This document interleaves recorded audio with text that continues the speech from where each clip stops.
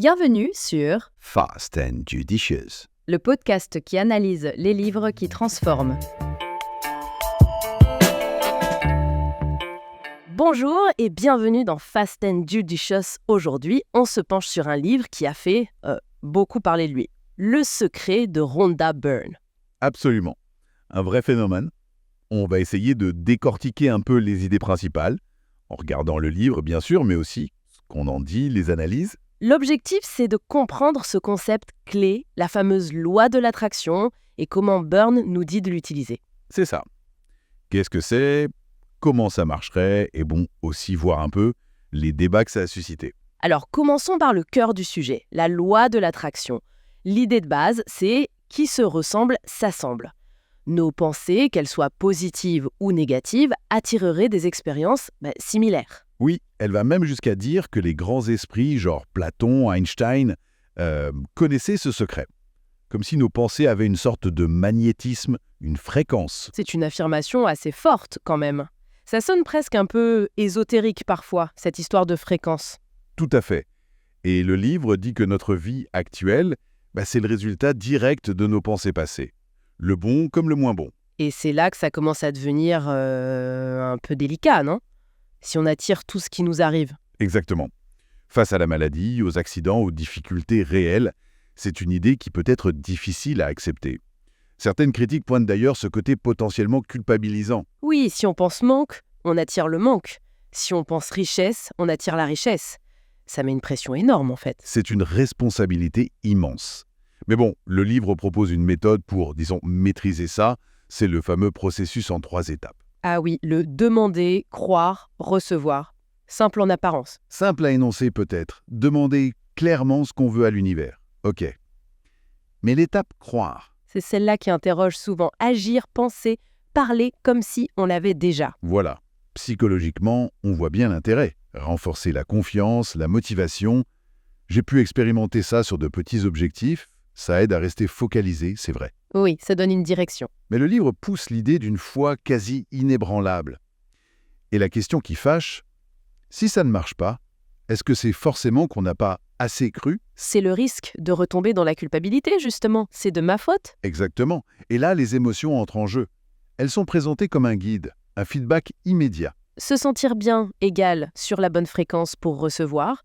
Se sentir mal égale fréquence décalée, on attire le négatif. C'est ça. Du coup, la visualisation est là un outil majeur. Pour créer ces bons sentiments, cette impression d'avoir déjà... L'exemple classique, Ah oui ? s'imaginer au volant de la voiture de ses rêves, ressentir le siège, l'odeur. Oui. Ou les histoires de guérison assez spectaculaires citées dans le livre, comme Cathy Goodman, Maurice Goodman, où la visualisation de la guérison aurait joué un rôle clé.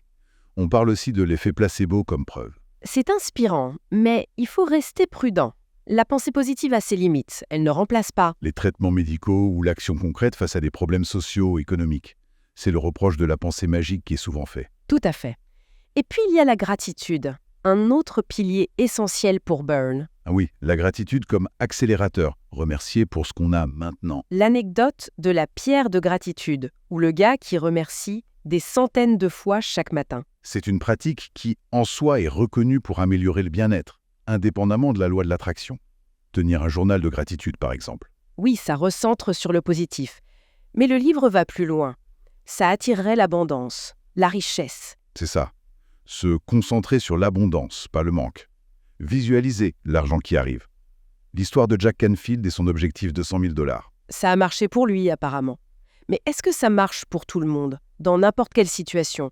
Le livre est moins loquace sur les obstacles systémiques, disons. C'est une vraie question. Il y a des outils concrets proposés, comme le tableau de visualisation. Oui, l'histoire de John Assaraf qui retrouve des années plus tard la maison exacte qu'il avait mise sur son tableau. C'est assez bluffant. Synchronicité, possibilité claire, loi de l'attraction. Le livre penche clairement pour la 3e option. Et tout ça repose sur une idée plus fondamentale encore. Tout serait énergie. Nous vibrons, nos pensées changent notre fréquence et on attire ce qui vibre pareillement. Ça va même jusqu'à suggérer qu'on est tous connectés à un esprit universel, une source unique. Ça prend une dimension très spirituelle, voire métaphysique. Donc, en résumé, le secret, c'est cette idée que nos pensées, nos émotions, façonnent activement notre réalité via la loi de l'attraction. Et que la clé serait de cultiver le positif, la croyance ferme et la gratitude pour attirer ce qu'on désire. Bonheur, santé, richesse. C'est séduisant comme proposition. Très séduisant, mais ça soulève aussi pas mal de questions, comme on l'a vu. Ce n'est pas si simple. Et ça nous laisse peut-être sur une dernière piste de réflexion. Si on prend au sérieux cette idée d'interconnexion, de champ d'énergie commun, mais diriger consciemment nos pensées, ça dépasserait notre petite personne, non?